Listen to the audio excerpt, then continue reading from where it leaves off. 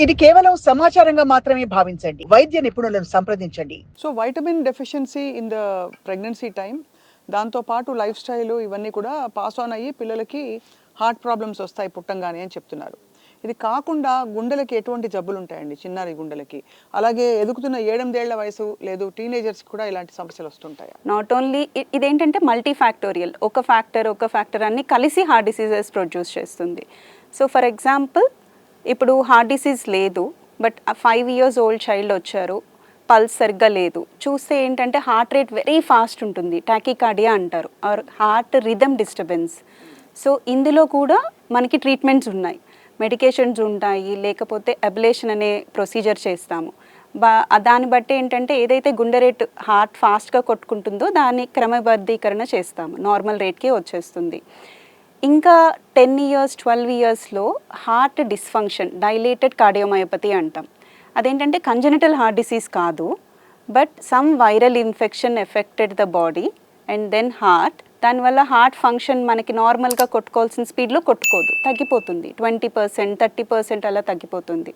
అది కూడా కార్డియోమయోపతీస్ అంటారు. అందులో జెనెటిక్ కూడా ఉంటాయి కార్డియోమయోపతీస్ అంటే. ఫర్ ఎగ్జాంపుల్ మనం ఫస్ట్ అడిగినప్పుడు సరిగ్గా చెప్పరు, తర్వాత మళ్ళీ వెనక్కి వెళ్తే 3 generations ఏమైంది అంటే, so when there is a sudden cardiac death then it is mostly genetic. So if at all ఒక 10-12 years చిల్డ్రన్ హార్ట్ ఫంక్షన్ తక్కువయ్యి వచ్చిన, హార్ట్ థిక్నెస్ ఎక్కువయ్యి ఉన్నా వాళ్ళకే కాదు పేరెంట్స్కి స్క్రీన్ చేయాలి, వాళ్ళ సిబ్లింగ్స్కి స్క్రీన్ చేయాలి. సో దెన్ మనం ఓవరాల్ ఫ్యామిలీని స్క్రీన్ చేసి ఫ్యామిలీ ట్రీట్మెంట్ ఇవ్వాలి. It's not like individualised approach. So ఫ్యామిలీకి ట్రీట్మెంట్ అంటే అది ఎలాంటి, అంటే ఏమేమి ఉంటాయి ట్రీట్మెంట్స్లో? ఈసీజీ ఎక్కువ, ఈ 2 మనం చాలా ఖర్చు పెడతాం.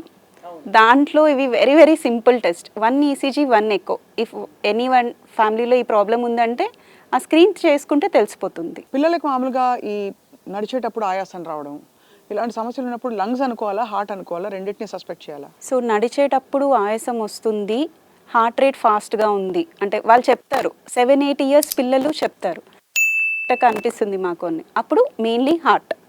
నడిచేటప్పుడు ఓన్లీ ఆయాసం వస్తుంది, మిగతా స్టేజ్లో బాగానే ఉన్నారు అంటే most of the time towards lungs direct చేస్తారు. ఏదేమైనా ఈ సిమ్టమ్స్ని అసలు ఇగ్నోర్ చేయకూడదు, నెగ్లెక్ట్ చేయకూడదు. అవును.